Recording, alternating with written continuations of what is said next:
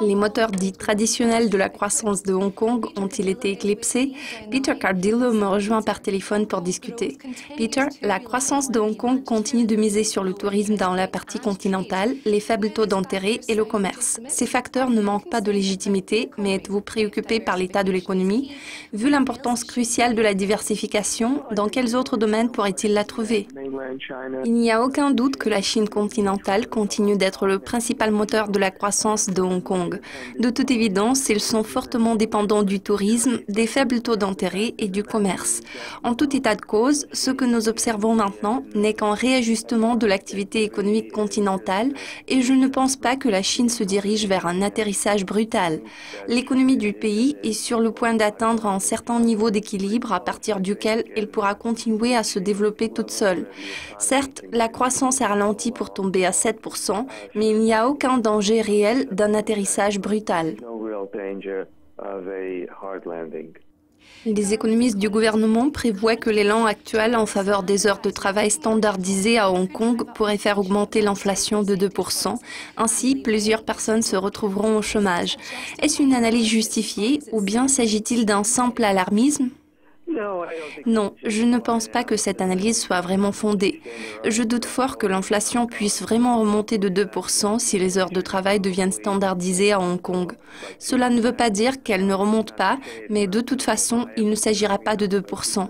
Il y a beaucoup d'autres facteurs qui entrent en jeu ici. En l'occurrence, si nous analysons les développements dans d'autres pays industrialisés du monde, surtout aux États-Unis, nous verrons que même malgré le fait que nous ayons un marché du travail de plus en plus serré, et en dépit de l'augmentation de nos salaires, on peut constater que l'inflation en termes de croissance de la main-d'œuvre est maîtrisée.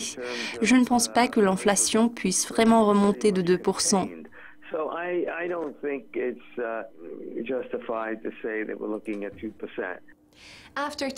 Après 2 années de débat, il s'est avéré que le comité en charge de la question des heures de travail demeure acculé dans une impasse. Êtes-vous d'accord avec l'idée que cela témoigne d'un manque d'innovation et d'anticipation, ce qui pourrait être le clou dans le cercueil économique de Hong Kong? Pour ce qui est du manque d'innovation, je pense que c'est tout simplement un manque d'effort dans la direction de la mise en œuvre de quelque chose de nouveau et le fait de miser sur le redressement dans la Chine continentale pour que les choses se passent comme dans le passé. Je tiens à souligner qu'il est assez fréquent de voir des gouvernements désireux de prolonger le débat au lieu de passer à l'action quand ils ne sont pas sûrs de ce que leur réserve l'avenir sur le plan économique. Le rattachement du dollar de Hong Kong au dollar américain a été considéré comme étant un bon mécanisme de réglage automatique.